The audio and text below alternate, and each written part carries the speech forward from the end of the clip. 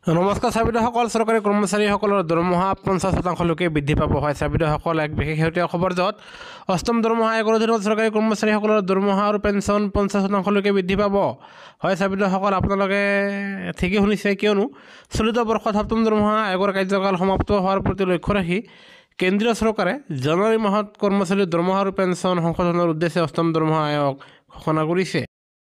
এয়া লক্ষ্য কৰা গৈছে যে এইবাৰ কৰ্মচাৰীসকলৰ দৰমহা আপোনাৰ 50% বৃদ্ধি পাব।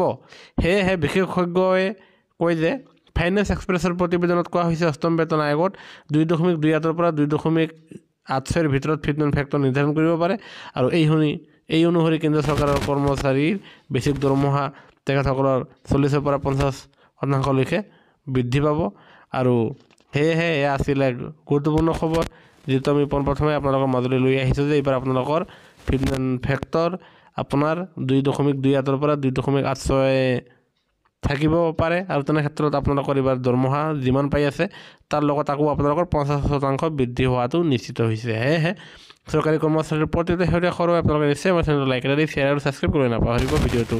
চব ধন্যবাদ। জয় অসম।